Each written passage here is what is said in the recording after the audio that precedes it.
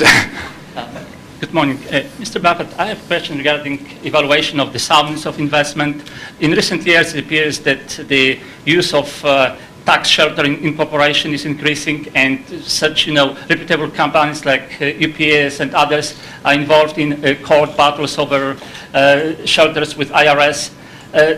And as we know, most of these transactions are fairly artificial, but yet there is a profit there. From the investor perspective, do you think it's beneficial for investor the company that they invest are involved in those shelters? And if so, do you think it would be helpful if those transactions are disclosed in statements, meaning the notes to statements?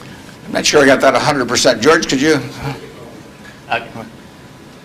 I will repeat. Earl, did you? Shortly. Yeah.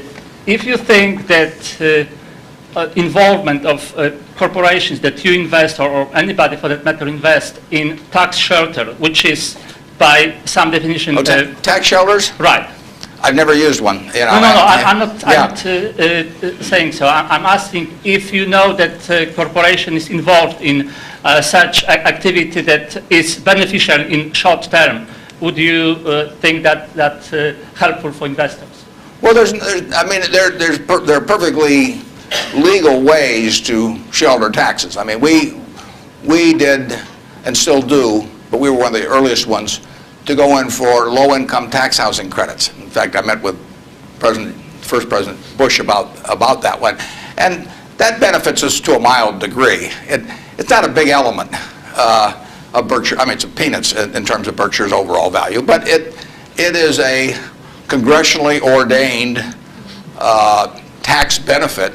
I wouldn't call it exactly a shelter. It's a tax benefit that Congress has decided they're willing to offer businesses, and because they think it's the best way to generate low-income housing. So we participate in something, but it's not a big factor in what we do.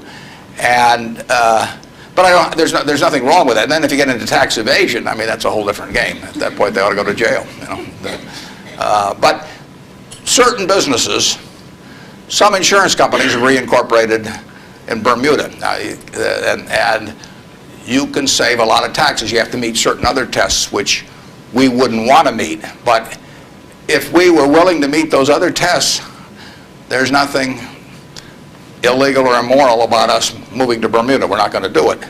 And but if the restrictions weren't there, I mean, the tax code is the rule book, and you follow the rule book. I think some of the things people do in terms of bending that rule book get very close to fraud, and sometimes cross the line into fraud. And when they do, I think they ought to be prosecuted. But that's another game.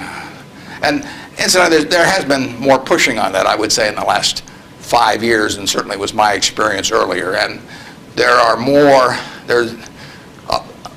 I think now it's diminished in the last year or two, but a couple years ago there was some very aggressive marketing by some of the auditing firms, and of these, even with percentage shares of the gain to be paid to the auditors. And I think that those things got fairly dubious, and particularly when they shopped for legal opinions, so that if you got caught doing these things, you can say, well, I was relying on this legal opinion, and therefore I shouldn't go to jail, but just pay the back taxes. So